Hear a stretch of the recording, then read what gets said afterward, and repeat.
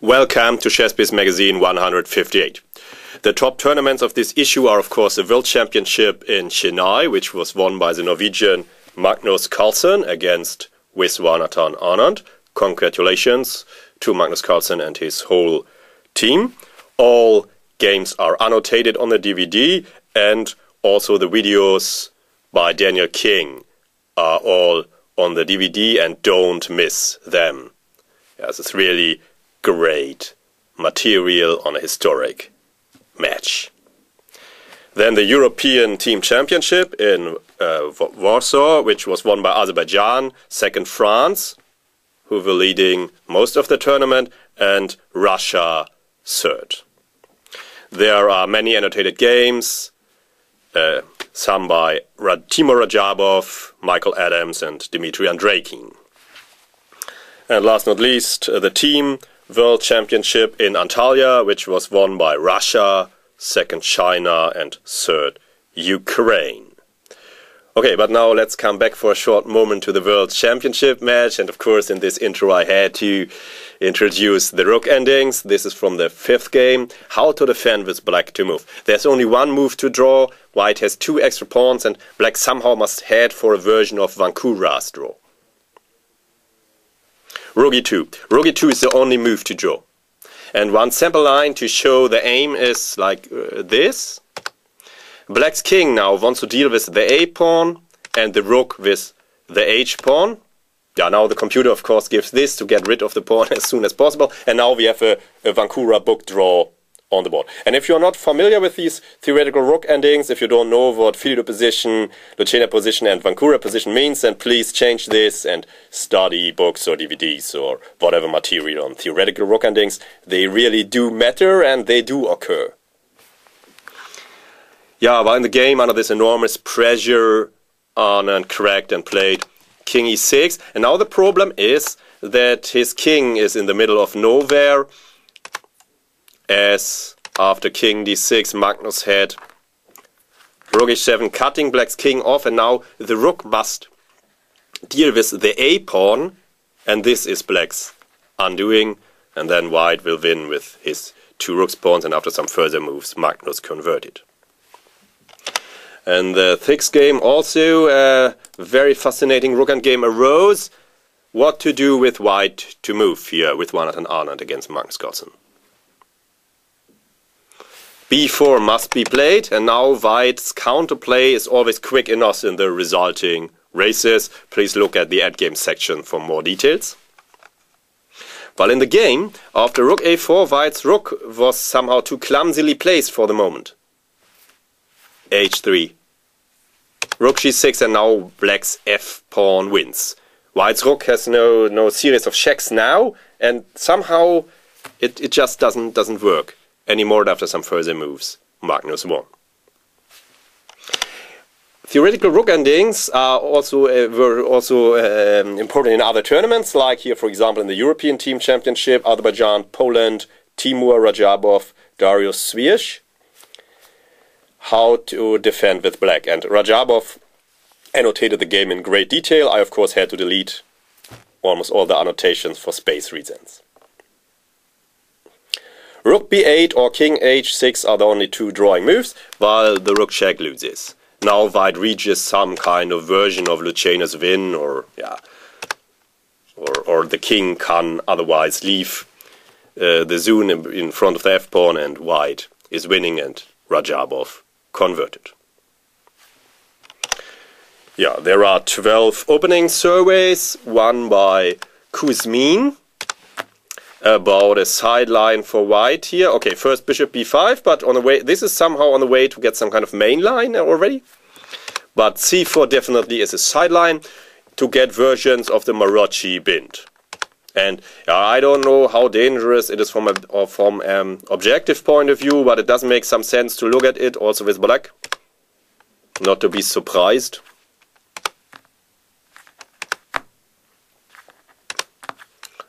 Yeah.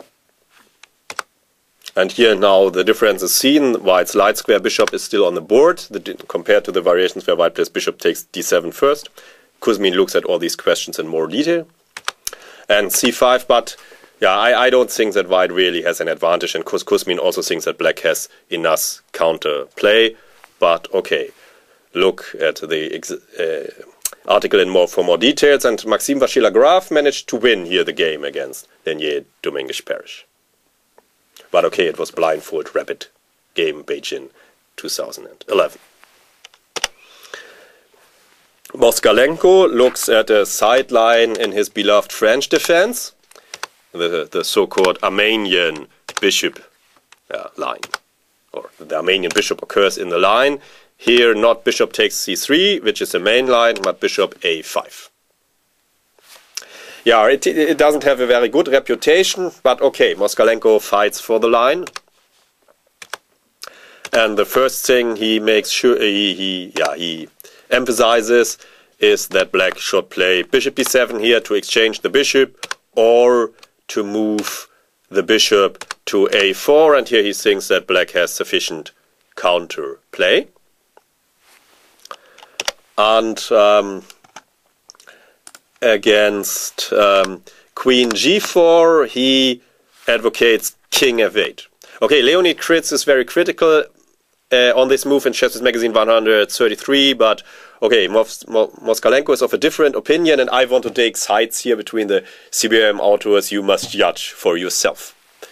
Yeah, Malinovsky, Peterson, Pardubice 2013 went like this, and Moskalenko thinks that black does have enough counterplay after f6. It's a very original, unbalanced position, and yeah, you really must judge for yourself. I don't want to take sides here, of course. But okay, I should mention that this variation with the Armenian bishop doesn't have a very good reputation, but okay, Moskalenko fights hard for it in the article.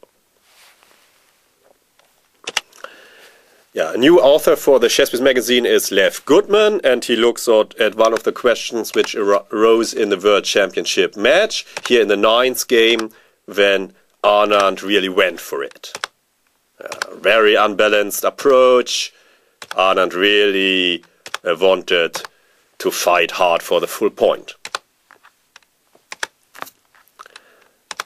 Now Magnus Carlsen took a slightly controversial decision, c4. This is very white now, gets a lot of play on the king side and in the center, and the dark squared bishop has potential, so c4 is a controversial decision, I think. It takes some risk.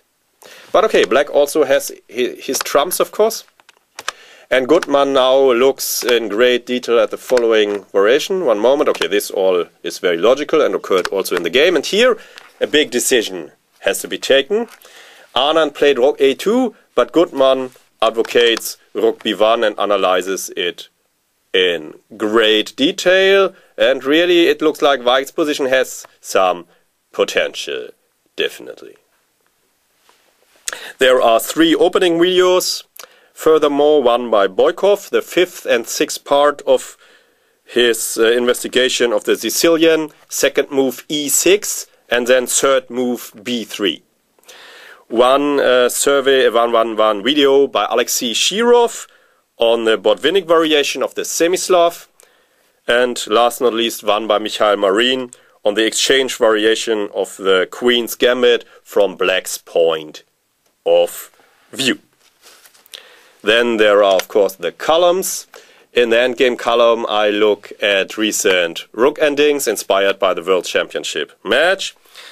Darian Rogosenko looks at the problem of the right piece exchange, and yeah, he really does a very good job, in my opinion. He combines the old times with new examples and asks a lot of training questions. For example, what did William Steinitz play here with black to move against Bertolt English in London 1883?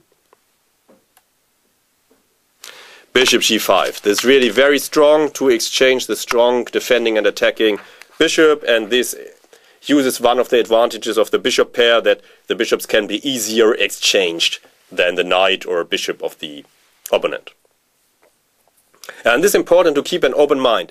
If you think you have the bishop pair and you can play on forever and in the end you will win by mating with the bishop pair, this is not completely correct picture in my opinion of the world. One big advantage of the bishop pair, of course, is that they can be easier exchanged and then to transform one advantage into another, like Steines did here. And then he went on to convert the very favorable Fischer endgame with rook and bishop against rook and knight. But of course, at that time, it wasn't called Fischer endgame, obviously. So really study Dorian Rogosenko's excellent strategy column. In the tactics column, Oliver Ray looks at back-ranked pieces and open H-file matters. And one example is Petkov Godena from the European Team Championship. And the question is, can black play bishop g8 or not? And really calculate to the end. Really visualize the whole variation. Bishop g8 and then the forced sequence. I think such calculation training is extremely important. And really solve all of Oliver Ray's training questions yourself first. Yeah, bishop g8 can be played. White, of course, must play rook d8, then queen e1 check is forced. But still, this is not the end of the matter, as white has another knight fork. Only now, and then that you can see that everything can be protected, only now can the calculation be stopped and concluded that black can play like this. Daniel King, in his Move by Move column, looks at Judith Polgar, Arnsteig Rasmussen, also from the European Team Championship, which was a Caro-Kann-Panov attack variation and very instructive win by Judith Polgar in the attack, so study this in detail. And last not least, the opening trap by Rainer Knag, for example, Karl Maar, Tom Middelburg, 2002. The trap arises, for example, after the following moves. Yeah, this occurs often. Now knight e5, and here best is bishop e6, according to Rainer Knag. In a way, this falls into the trap, but objectively, white is not better here. It is just very dangerous over the board, if you don't know it. White takes, gives check. And yeah, now, what is now the real dangerous point of white's trap? How to continue? But I again must say that objectively white is not better according to Knag. It is just very dangerous and difficult to defend. So how to proceed here with white to move? And the solution is in video and traditional format on the DVD by Rainer Knag. And now I wish you a lot of fun with ChessBase Magazine 158.